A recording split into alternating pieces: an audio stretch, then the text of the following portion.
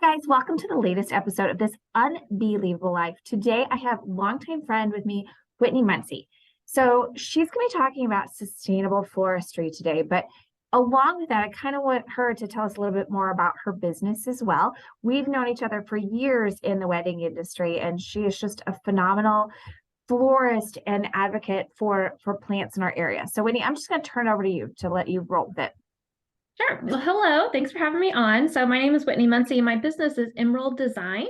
So I started out with weddings and as a studio-based florist, which means that I was working from a private studio and just doing special events, mainly weddings. And then I started a little bit of growing flowers. And with that, I had more people asking for more everyday arrangements. And so I worked into adding a floral subscription program during the growing season.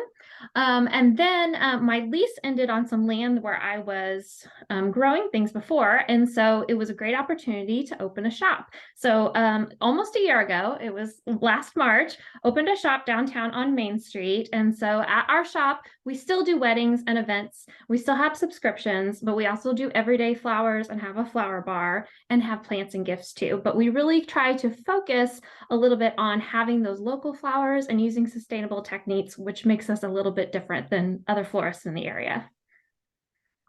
Well, so today's topic you said was going to be about sustainable floristry. So dive in and tell us just a little bit more about that and what that is and what that means. Sure. So a lot of people would think that it would be a very green, environmentally friendly in the floral industry, but there are some things that happen that are not as green and environmentally friendly. So I'm just trying to counteract some of those things. One of the things is up to 80% of the flowers in the flower trade are shipped in from other countries. Now, we are always going to have imports, especially certain times of the year. And so it's not saying that we are going to completely move away from them, but we really try to focus on having some local flowers whenever possible because those have a lower carbon footprint.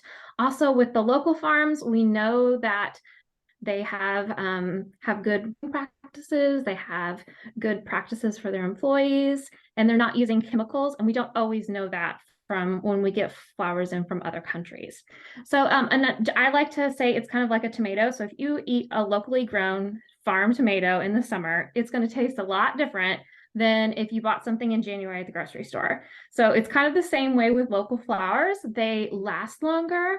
They're also more fragrant most of the times because one of the things with imported flowers, they breed them so they can go through that importing process. And one of the things that's sometimes taken out is the scent.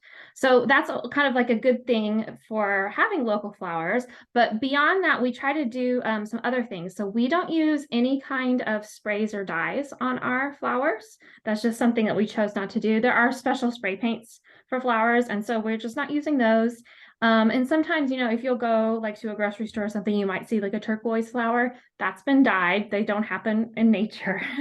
So we just don't use those at our particular shop. And then we also don't use floral foam, and that's a big thing. So if you've gotten flowers before, you might have seen that green brick of styrofoam.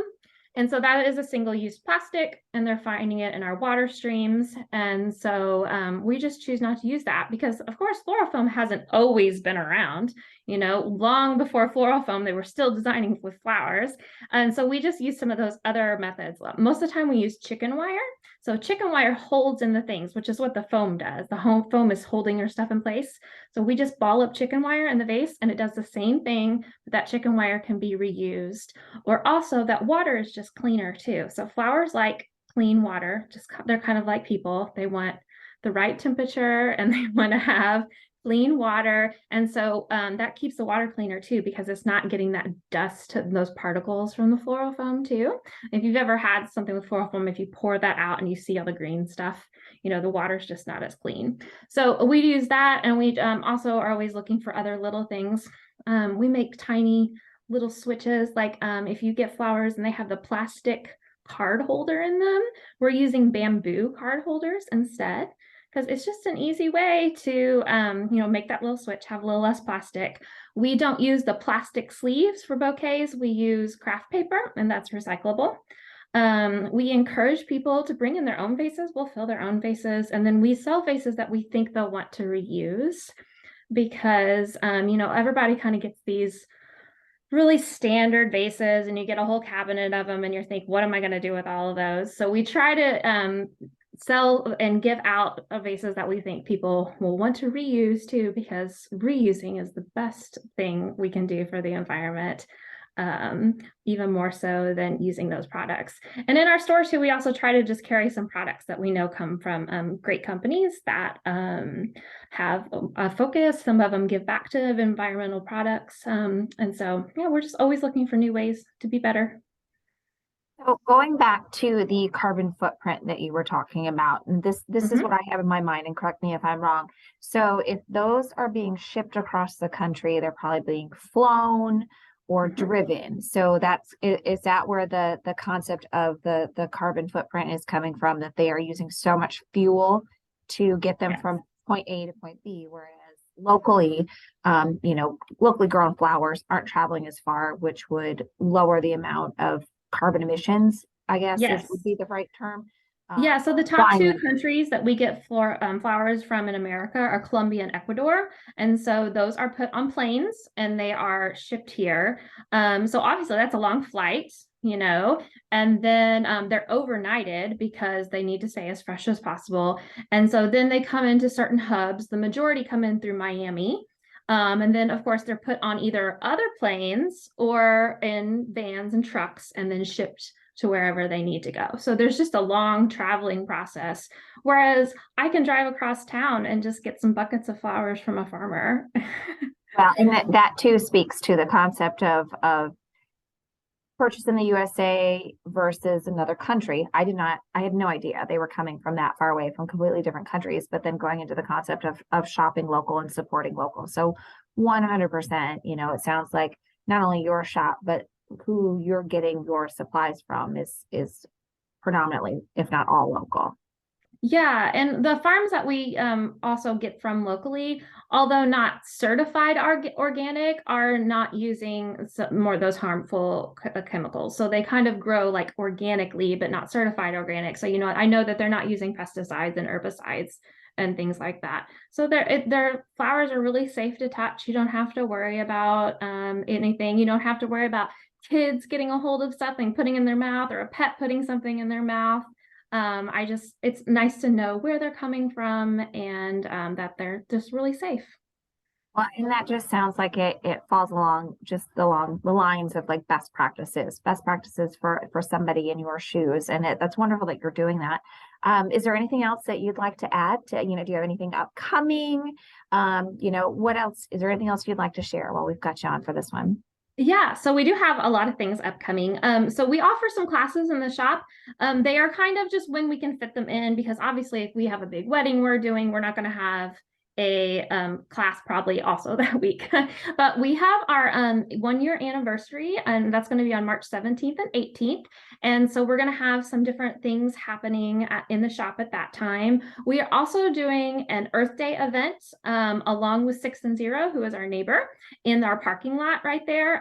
Earth Day is on a Saturday this year. So that is April 22nd. And so we'll be doing that. We have some other classes that we haven't like completely nailed down on timing yet, but some are going to be flower based. Some are going to be plant based, like with house plants. And we also are going to have some yoga also coming up.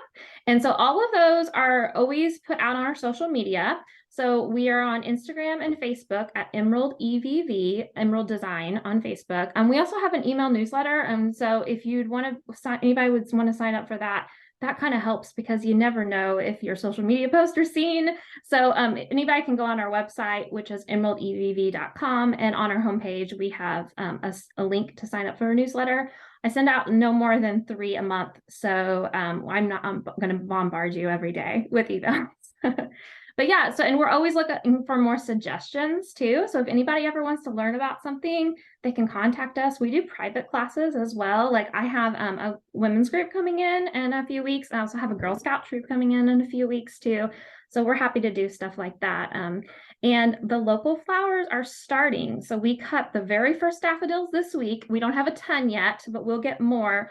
I personally grow 16 varieties of daffodils. So there's more than just the plain yellow ones. There's all different whites and peaches and double daffodils and singles, different sizes. So we'll have a lot more of those coming in. And we got locally grown pussy willow today too. So whereas right now a lot of our flowers we have in the shop are still imported in because we don't have greenhouse growers here, so we don't have the winter flowers.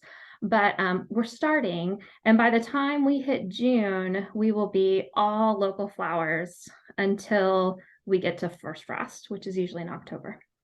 How exciting. Well, thank you so much for sharing all this information today. And again, if anybody has any questions, wants to sign up for a class, be sure and check Whitney out online.